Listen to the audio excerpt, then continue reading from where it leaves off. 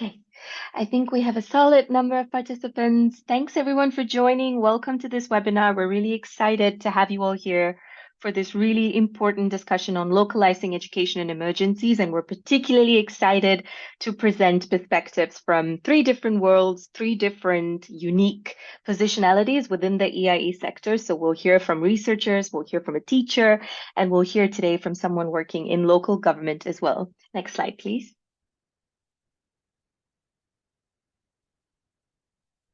Just to start us off with a couple of welcome and housekeeping notes, I'm seeing that folks are already starting to introduce themselves in the chat. Please feel free to introduce yourself, connect with colleagues in the chat. And I also wanted to flag that there's a Q&A box that you'll see right at the bottom of the webinar. Please feel free to use it to add your questions anytime, direct them towards specific speakers. We welcome your questions, and we have a bit of time towards the end of the webinar today to hopefully answer many of the questions that the audience is interested in hearing more about. Next slide, please.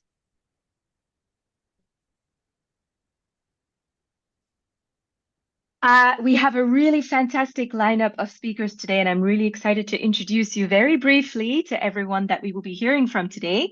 So we will kick off with a presentation on the key findings from a recent ERIC research synthesis on localization. This will be presented by Dr. Ariana Pacifico and Dr. Oladele Akogun, who are both in the ERIC research program, who have both done some fantastic work looking at research across contexts and trying to understand what needs to meaningfully shift in order for localization to be a reality in EiE.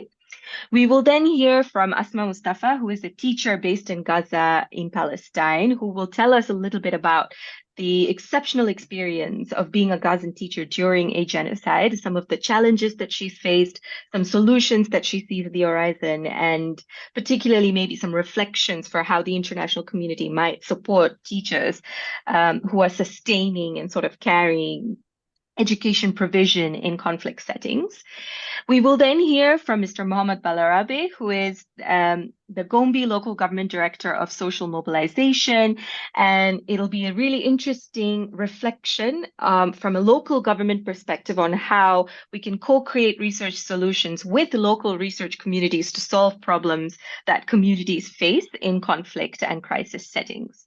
We will then have an audience Q&A. I will moderate this Q&A section, and we will try and answer as many of the questions that the audience and the participants put forward in the Q&A box. Feel free to use the box, but I know some folks also like to put longer questions on the chat. No worries. We will try and answer as many of them as possible in the webinar today. Next slide, please. Just really quickly, once again, to reiterate, the reason for bringing all of these wonderful speakers here today and for bringing you all to this webinar today is really to highlight, especially as we end a particularly difficult year for the sector, a variety of reflections on how we can localize EiE, and to hear this really from a variety of perspectives, from researchers, from teachers, and from folks working at the heart of local government. And what we really want to do with this webinar is offer real-life examples, real-life guidance for donors, policymakers, practitioners in understanding how we can build partnerships and processes that allow us to reach our vision and our goal of having a locally led EiE sector. So with that, I'd like to officially invite Dr. Ariana Pacifico and Dr. Oladele to begin their presentation on the ERIC localization synthesis. Over to you.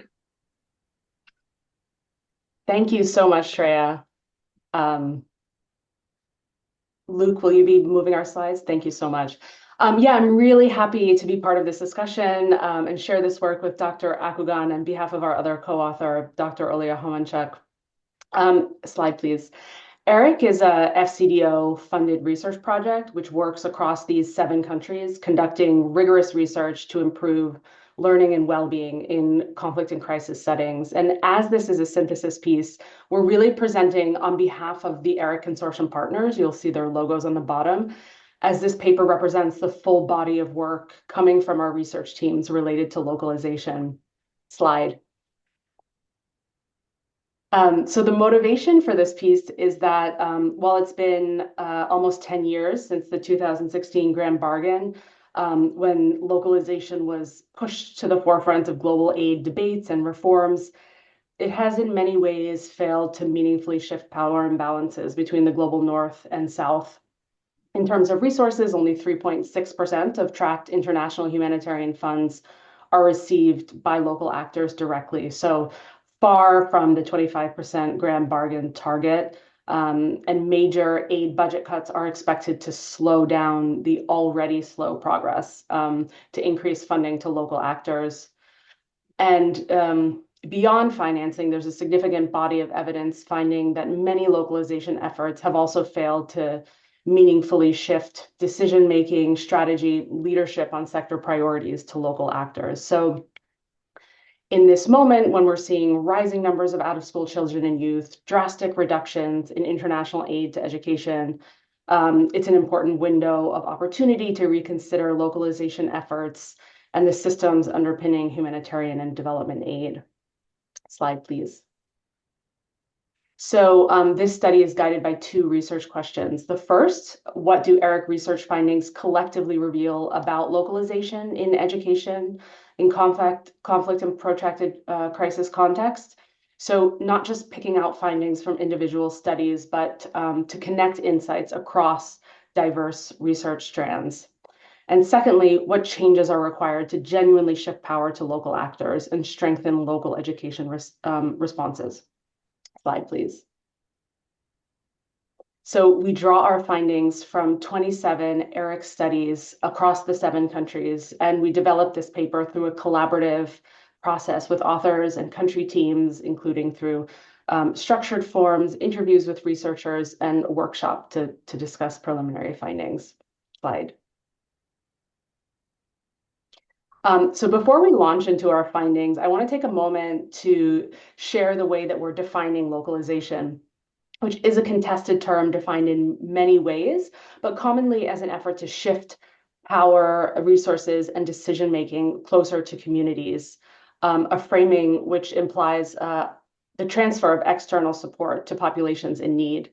But our findings support an expansion of this definition that positions local action as the foundation of education sector resilience. So we understand localization not just as a downward transfer of power from global level aid actors to enable action that doesn't exist yet, but instead that localization efforts should recognize, resource, and validate strategies that local actors already employ to address education needs.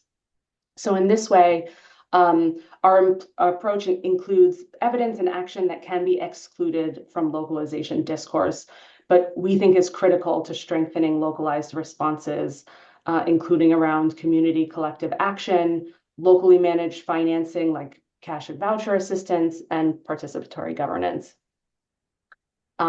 So what do our collective findings reveal in terms of how to genuinely shift power? Slide, please. So our first finding, in line with our definition, is that humanitarian and development sectors need to recognize and resource existing community-led education efforts. So ERIC research shows how communities and households step in to sustain national education systems, even during crisis when government and external aid are limited.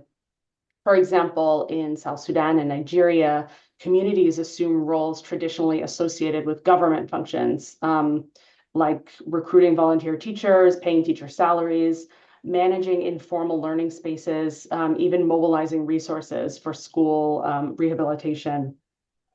And available evidence points to potential significant gains of these initiatives. And this can also hold in acute crises where evidence from Lebanon shows, as an example, how families and local communities, not central authorities, took the lead in ensuring education continuity in communities experiencing acute conflict upon their own initiative with limited or no support from the government. Although this can result in increased burden on marginalized populations. So we argue that sustainable localization requires supporting stronger partnerships between communities and governments, where governments are better prepared to respond to shocks and community initiatives are formally recognized, supported, and integrated into education system planning. Secondly, we find that in conflict and crisis settings, advancing localization requires broadening the definition of education systems beyond formal national systems to recognize community-driven, non-state education as legitimate forms of provision. So not just humanitarian development, but also ethnic, religious systems or community-led systems.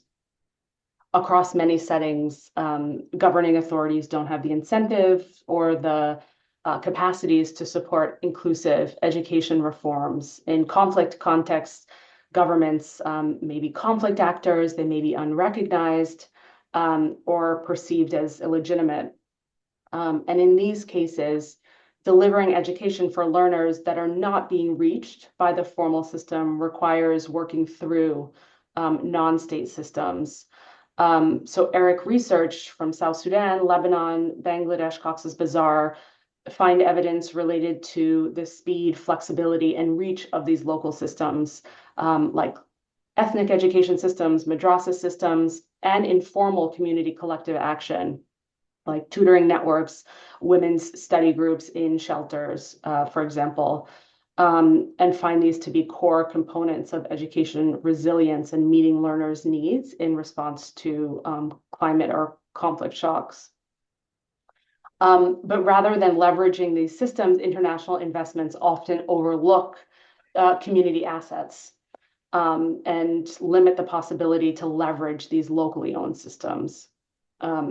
We also acknowledge a number of complexities that localization efforts have to grapple with, especially in conflict-affected settings that we go into more in the paper, resulting in the need for politically informed, ongoing, conflict-sensitive analysis to understand the quality and navigate the diversity of local initiatives. And finally, support for participatory governance in education systems can drive representative, transparent, and accountable local education systems. Research from Syria and Myanmar show how civil society can engage local actors as agents of systemic education reform, even amidst severe instability through PTAs, women's or disability councils. So participatory governance is a clear way to operationalize localization inside education systems. By embedding community and civil society voice into planning, into resource allocation, and accountability. And it is a way to shift decision-making closer to affected populations and build accountability loops. I will now pass it over to Dr. Akugan to take us through the rest of our findings. Yeah, thank you very much. We move to the next slide. In conflict context, education system largely relies on local resources and traditional communal systems. These structures are already there in the community, and therefore a long-term support to household as well as to communal organizations will be more effective than the current approach. Let's move to the next slide. Next slide. The power structure is an issue. Approaches to localization tend to sustain the power imbalance, which is already existing between the local and international actors. For example, donors and centralized agencies and authorities, they continue to mine data from the community. But how much of this data goes back to make decisions that help the educational system in the community? This has to change. They recognize that mining data from the community, which is a community resource, is unethical not to use that data to improve decision-making at the community level. We need to change that. Next slide, please. The fourth one. In the fourth finding that we got is that localization requires facilitating collaboration. Somebody has to facilitate collaboration among diverse groups. The groups can be as diverse as policymakers, implementers, like the teacher from Gaza and the director from Gombe. Collaborating among them is essential to build mutual trust, to nurture that trust once it is built, and to continue to sustain that trust, so that evidence generation should be participatory. If we don't ensure evidence generation being participatory, we tend to lose that trust that organizations build through collaboration.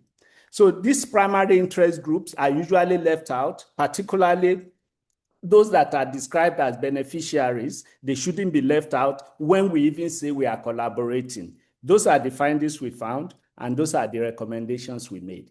Thank you very much. Next slide. Thank you.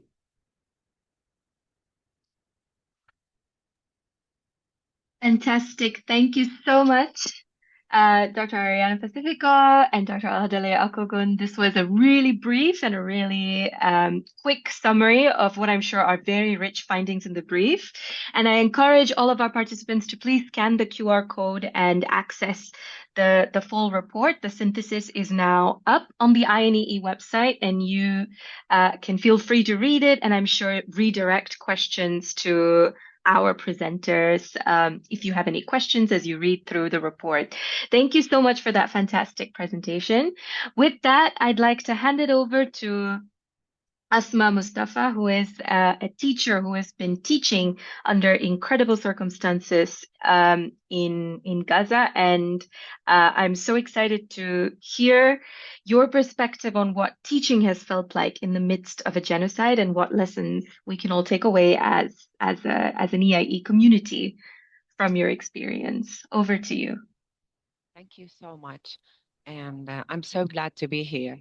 Thank you for introducing me as the teacher, the initiative teacher during the genocide time. It has been a long time that since the education in Palestine, I mean, the official system of education in Palestine is off since the 7th of October, 2023 till now. What has happened in Gaza is an exceptional genocide. This has never happened during, long time ago.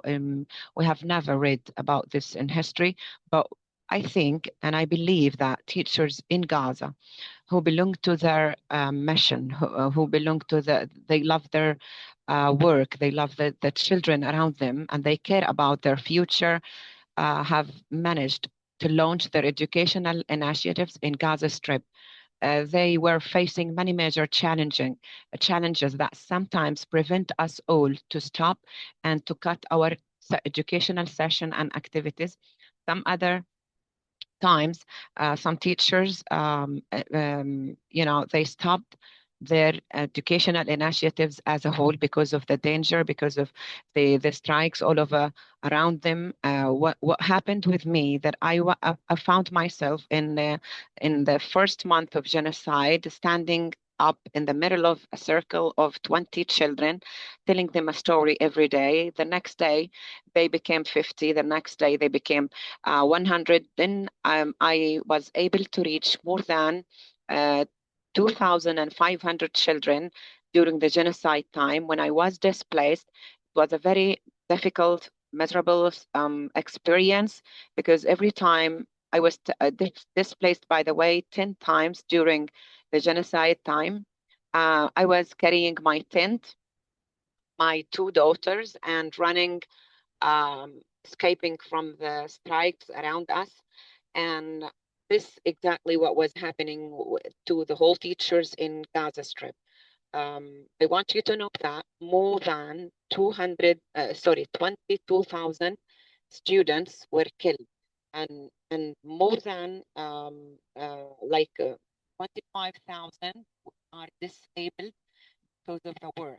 The educational loss has been reported for the first time in the world as 100% only in Gaza.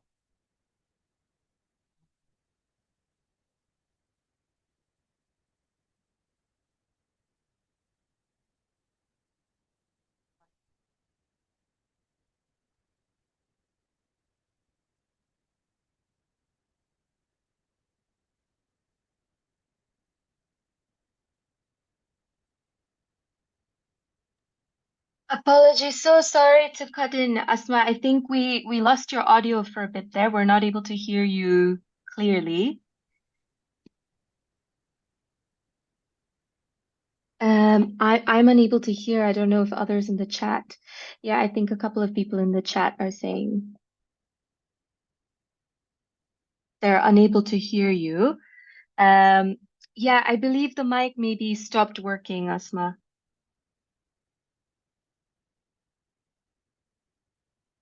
Can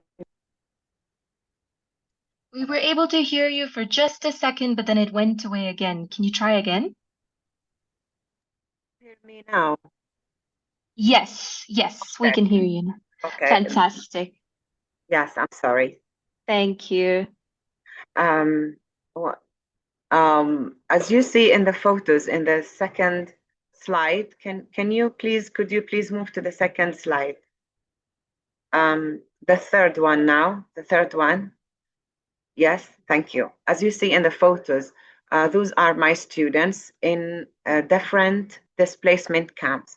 All educational sessions were being held in the tents or inside the shelters under the buzz of warplanes and the sounds of explosions that surround us as teachers and children from all sides. And the occupation targets many shelters of UNRWA schools and many displacement camps daily. One of the major challenges that facing the teachers is the repeated displacement of already displaced families from place to another place, as they are asked from time to time to leave this area and to move to other places immediately, which prevents the teachers to continue their working. We have established our initiatives with a very, very hard work and precious effort. The next slide, thank you. Yes, thank you.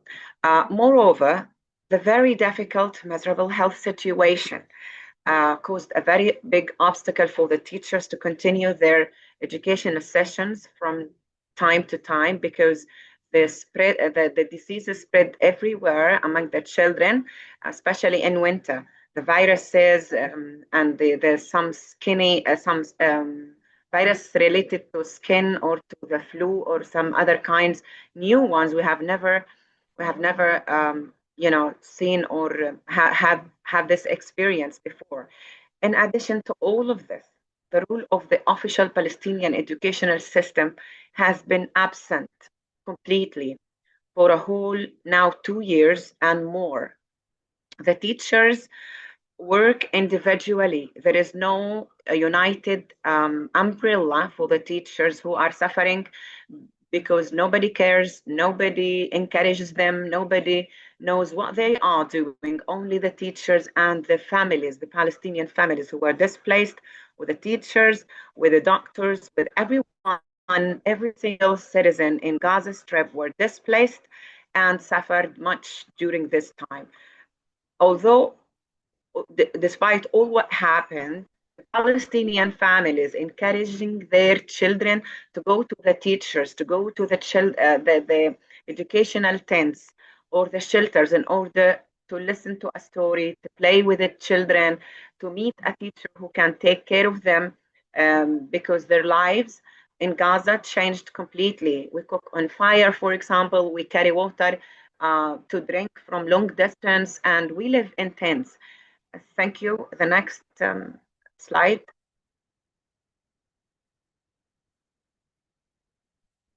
Okay. Thank you. It's more difficult for the teachers to work inside tents.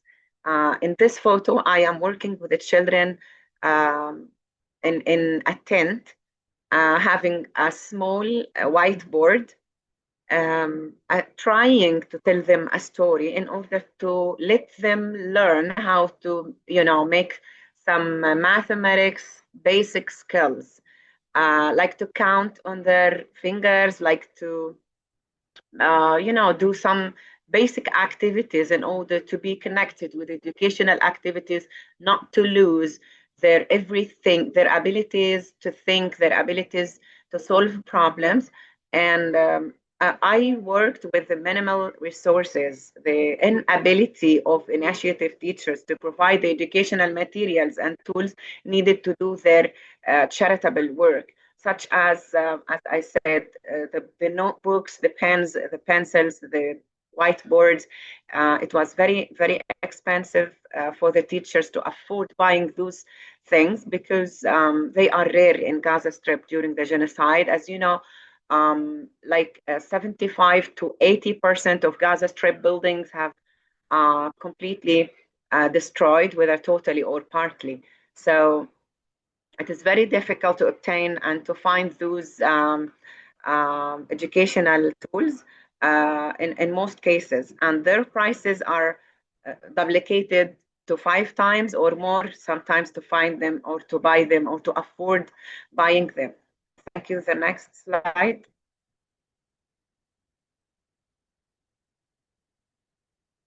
What makes it more difficult and more complicated for the teachers in Gaza is what was announced by the Ministry of Education in Ramallah regarding towards changing to the e-learning system in Gaza, working with the teachers in Ramallah, teaching via Zoom like this, the students in Gaza.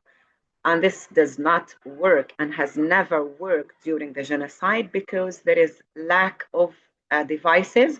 Children don't have cell phones. There is no electricity at all since the 7th of October till now.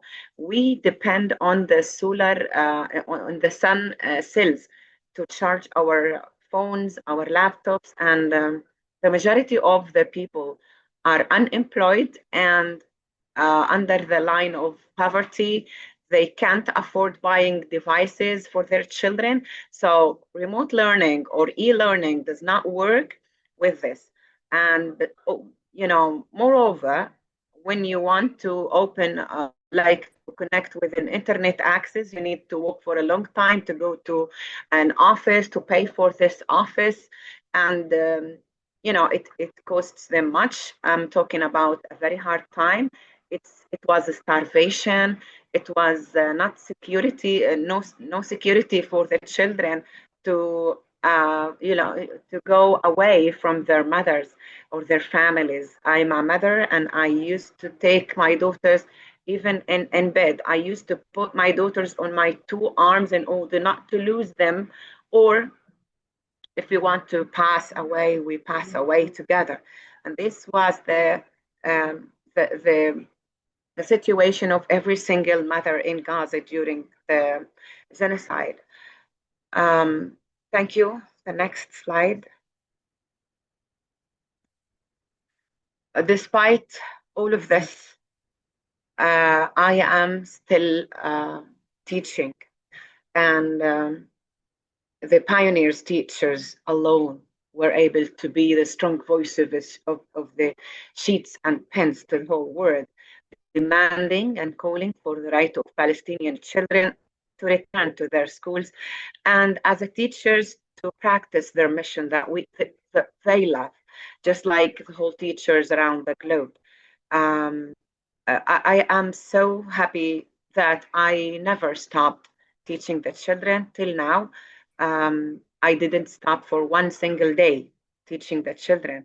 And I managed to open like 3 to 4 educational centers for emotional discharge and, teaching English with connecting them, by connecting them with the people outside talking and practicing English. And I also managed to teach the children for KG1 and KG2. I also managed to open a tent for the children from 1st grade to 6th grade.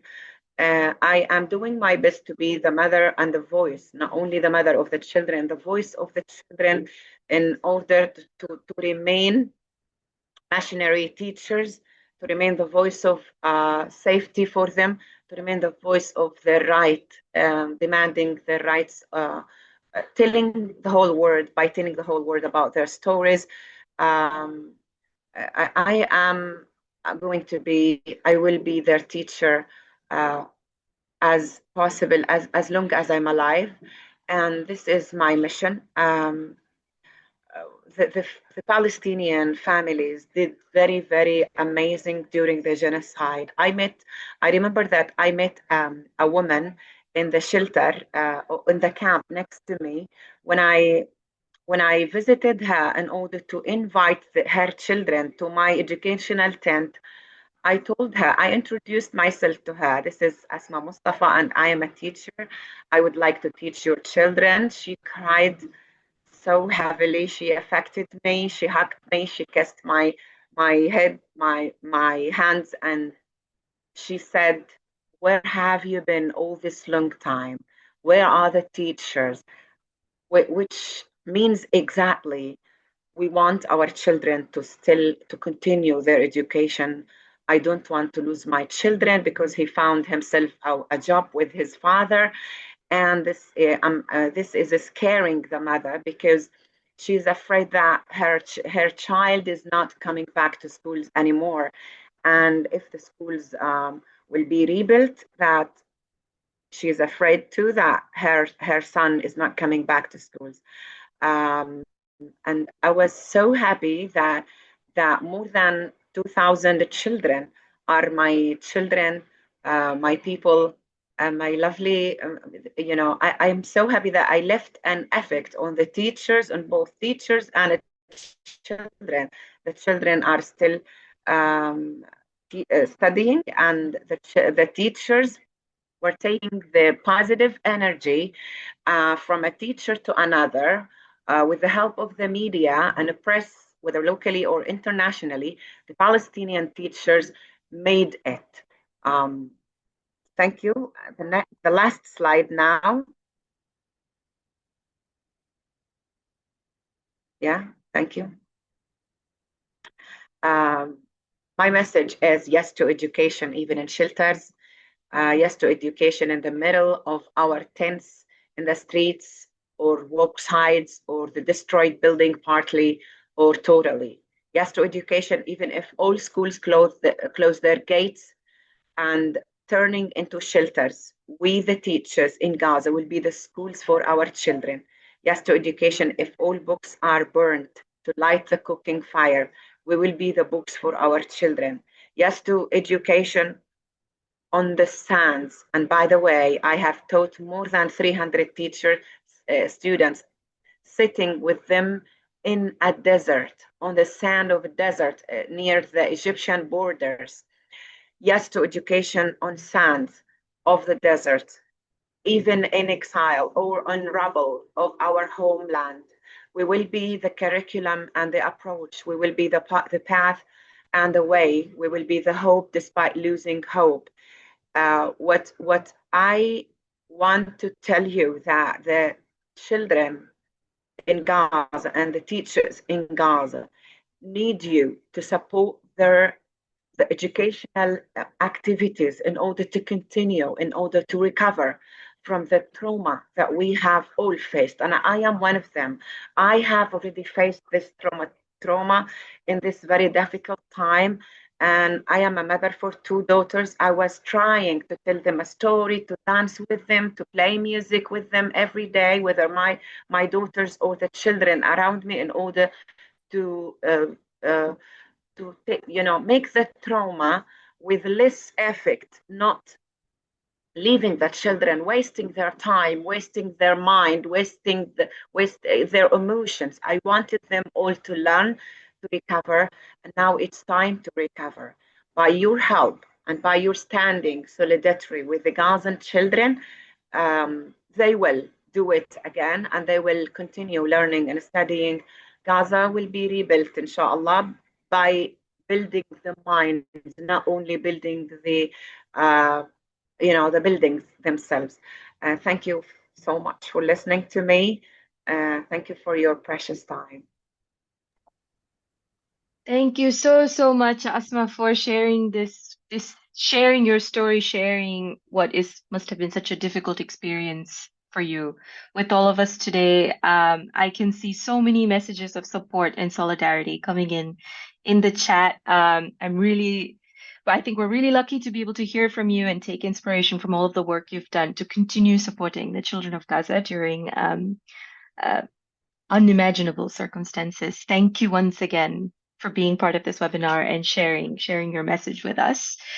I would now like to invite our third and final speaker for today. This is Mr. Mohammed Balarabe, who, similar to Asma, is really at the heart of the contexts in which many of us focus and work on. He is a local government representative who has played a collaborative role in an important research project that's focusing on out-of-school children in his local community. And I'd love to hear from you, Mr. Balarabe, on your reflections and your experiences of this co-led and collaborative research effort. So over to you for your presentation. I look forward to hearing from you. Yeah, I'm very happy to be in this meeting today. My name is Mohammed Yahya Balarabe, Director of Social Mobilization, Gombe Local Government Education Authority.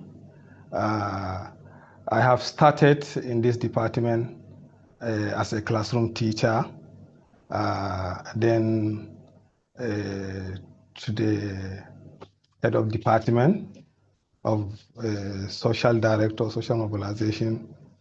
I have 28 years working experience with the local government education authority, and also I have acted as an education secretary to the Gombe Local Government Education Authority.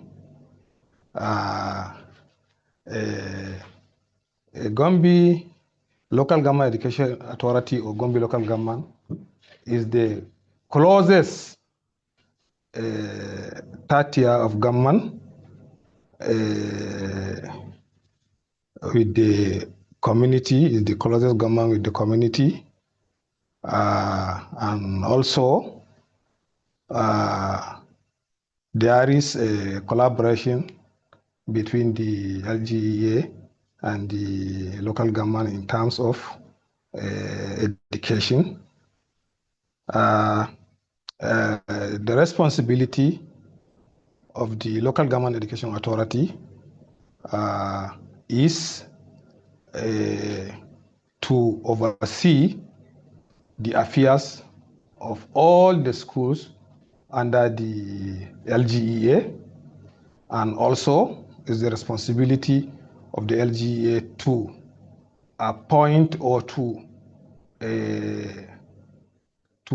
transfer or to post a teacher to various schools. And also in policy making, it is the responsibility or is the local government education authority that making policies to the schools. What also local government education authority does is to supervise both the teaching and learning in the schools, to supervise teachers, to supervise teaching and learning materials in the school, and also to look at the problems that these schools and the teachers are facing. Gombe Local Government Education Authority also have encountered with many NGOs that they used to come to the local government for their research or their what they want to come and do in the local government in terms of issue of out-of-school children in a situation or communities where these children are out of school due to some reasons. Maybe it's a poverty, or crisis or lack of interest, because we have many reasons of their out of school children, of their not being in the school. So this local government education authority also used to collaborate with these NGOs where they bring their contribution to the communities.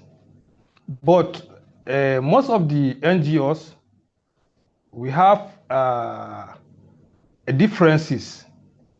The differences is that they used to come with their own plan. With this plan, maybe we are not the one that plan it. They came with their plan and just come and implement. For example, they will not come and ask your problem or the problem of the community or a particular school. They will just come sometime to bring some commodities or ask to distribute to the children. Maybe these commodities that they are bringing is not the problem of this particular school. So this is the problem sometimes we find with the NGOs. But around 2024 to 2025, with the coming of a Common Heritage Foundation, all these, they have come with ways whereby they collaborate with this community, more especially the SBMC, the CBMC, that is the School-Based Management Committee, and the Community-Based Management Committee. They used to come and ask, what are your problems? We sit together, we do dialogue with the community and the Common Heritage Foundation to ask the problem and to help or support this community on how to solve this problem with themselves. For example, I will give example with the resource mobilization. Most of these communities, they don't know how to mobilize resources so that how to help themselves in a particular school or a community. Or their children that they are not going to school, how are they going to be enrolled in school again? So we have seen changes with the coming of Common Heritage Foundation. We normally used to go to the community, sit with the community, and also ask the problems of a particular school. Why these children are not going to school? What is their problem? So they used to ask. And also they used to tell or talk to the school-based management committee or community-based. What are the solutions? What are the ways that we are going to implement so that we can help these schools? Or how can we reduce these out of school children to come back to school? So the community will come with suggestions or ways. How can you do it with yourself? They will bring with many solutions. Some will say it's poverty that will not allow us to bring our children to school. Others will say it's just an interest. They don't want Western education. Others will say they don't have money. Many, they will talk many things. So the Common Heritage Foundation will talk with the community. How are you going to solve this problem? What is the way forward? These people that are saying is the poverty that is not allowing them to come to school, how can we help them? Most of the school-based management committee, that is the SBMCs, will bring with some solutions on how to resource mobilization. And this resource mobilization, we have the Common Heritage Foundation have brought many ways on how school-based management committee will resource money to help themselves or to help these children from poor family background to encourage them to come to school. For example, I was part of the dialogue. The Common Heritage Foundation called for a dialogue, different schools. We come with the SBMCs, we sit down and see how are you going to reduce these out of school children. So we have come with the method on how to mobilize resources. So we have many ways of mobilizing these resources. One, we said, that is self-contribution. Secondly, fundraising. Third, we are also going as a SBMC, we can go and look for our old boys to come and help a particular school because we have philanthropists. They are maybe part of the school, they are all boys or politicians, many donors. So we can go to them, we can talk to them. You are an old boy from this school. These are the problems of this school. So we want you to at least see the condition of this school. We are not going to wait for the government to say, to come and do things for us. We are going to look for you as a philanthropist. We know for ourselves to know how to contribute money so that we can help ourselves by at least supplying, at least teaching materials, building, and other things. In Gombitu Primary School, after these meetings or dialogues, the school-based management committee have to go and test these instruments that was presented by the Common Heritage Foundation and test it and see. So within this month, the school-based management committee visited to one of the old boy of Gombitu Primary School and talk to them and ask them, this is the situation of the school, no classes, no teaching and learning materials, and many things. So within this month, this school, one of the member or the old boy of the school decided to come and build at least 4 classrooms and office in this particular school. Before the coming of Heritage Foundation, there was no this building in this school. But shortly after the dialogue that we had with the various communities, we have reached or we have got that development, or we know the ways now how to at least mobilize money out of the government. We cannot wait for the government. They taught us we cannot sit down in the school just to watch the school is just the problems, and we will not know the solutions. So we have learned a lot, and we have seen the difference between the Common Heritage Foundation and other NGOs. Other NGOs, they only used to come for example, just a capacity building, they will ask you, you come to Yola for capacity, they will give you training, just training. And they will leave you whether you implement what they have taught you or not, they don't care. But Common Heritage Foundation, we work hand in hand with them. If we do something with them, they will come and see.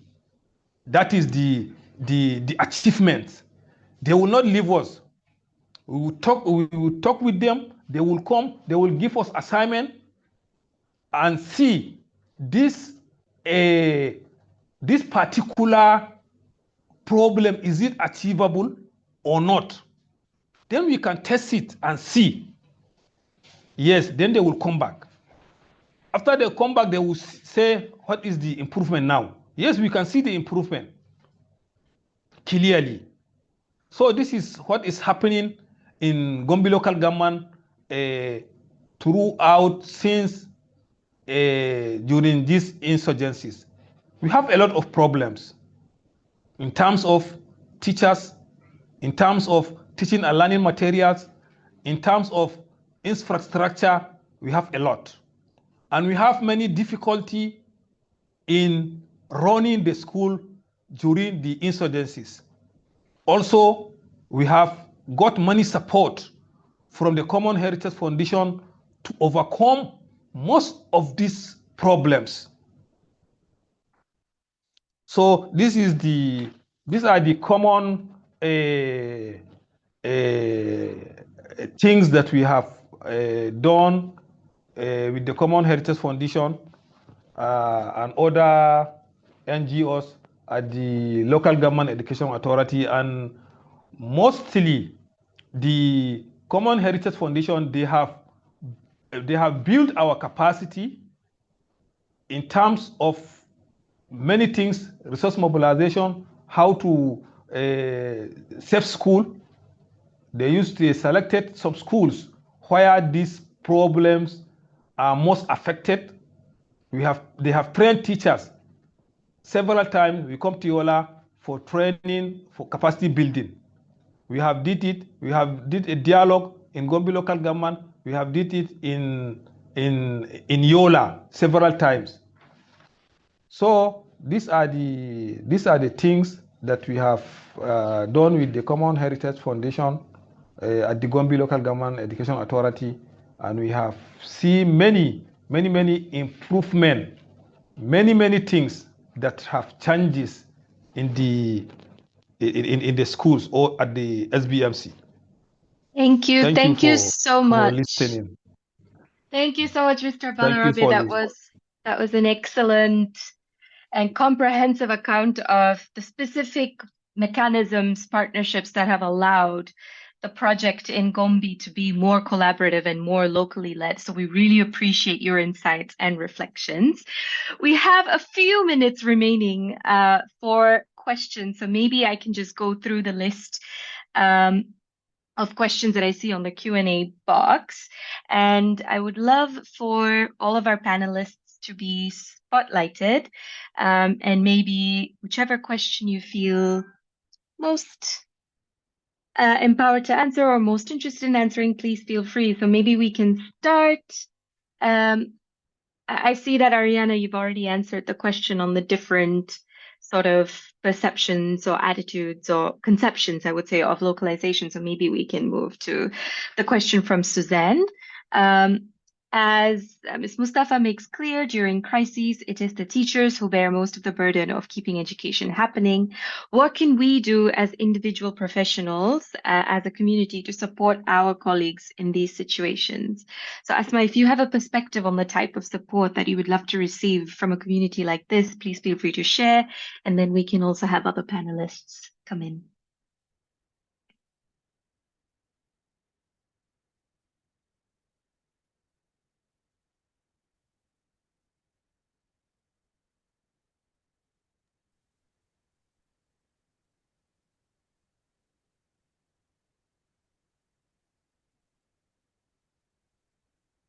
So, sorry, Asma, I believe the mic isn't working again. Again, sorry. Sorry. I was saying that I'm so happy, so grateful to the participants' amazing words and emotion towards Gaza, towards the teachers in Gaza who didn't stop working with the children as a charity, a charitable work. And I'm telling you again, that the teachers in Gaza need your support for continuing their educational initiatives. And I am one of those teachers who work with the least um, abilities in a very hard situation. There is lack of everything. The students are suffering from not having even a pencil or a pen. The places are very difficult to rent. So building a tent is maybe the only solution till now. We are waiting for the second phase of the ceasefire. I hope it's coming soon in Gaza in order to continue having it's called a caravan. I don't know their name in English. It's caravan, a building, a very small uh, tent, not of plastic, but from the iron, uh, it has a name, very, very simple, place, only one room. It's not bricks, it's not walls, not tents too. Okay, so I hope that one day we will have it, but till now, um, I am teaching like 200 children in 4 educational points. With your solidarity, help, and support, I can manage to pay for the rent of those places I am paying for in order to let more students to join. They are waiting, and there are waiting lists of children. The people of Gaza love education, they adore education. I am trying to give them the opportunity. Till December, I am going to graduate the first people after the genocide stopped, the first group of children, and I need to start with other groups. So you can help in giving those children the opportunity to continue their learning, especially English, Arabic. I mean the basic subjects: English, Arabic, mathematics, and science. I have a team, a wonderful team. They work as volunteers. It would be so lovely if I pay them like a reward, a small reward, as a kind of appreciation to their efforts with the children. Maybe those are what I can tell for today. Maybe in the next phase, if you can support me in building another tent of people here in my camp in Nusayrat. I'm displaced in the middle of Gaza. I was displaced 10 times and I lost my everything, my job, my house, my car, my every single belongings in my house. I'm trying to build myself, my family, my people around me again. So it's going to be more and more appreciated if you support these people to go back to a little bit to their normal life. Thank you so much, Asma, for that powerful testimony and also for articulating so tangibly the ways in which we can continue to support teachers who are currently continuing to do the work of education provision in incredibly difficult circumstances. Unfortunately, we are at the end of our time today. We have some really interesting questions on protecting the right to education and any findings on processes. And how to sort of balance between processes that local governments need to undertake with sort of that accelerated need for education. And hopefully we can compile some answers, some materials in response to these questions in our sort of follow-up or on the website when we post the recording. Thank you once again to all of our presenters and panelists. As always, there's never enough time to fully cover everything that each panelist is bringing to the table. But thank you nevertheless for all of the richness that you've brought to the discussion today. I think it's been fantastic to hear this really broad level overview of trends in localization, looking at the evidence base overall, and then to really juxtapose that with the lived experience of teachers and local government officials who are in their own way sort of localizing EiE in practice. I'm very appreciative of the time that you've all made to be part of this webinar, very appreciative of our engaged and incredible audience today. Please look forward to the recording and any materials being uploaded to the INEE website, and we will try to maybe answer some of these questions as part of those materials if we can. Thank you so much. With that, we will close this webinar for today, and I hope you have a great rest of your day.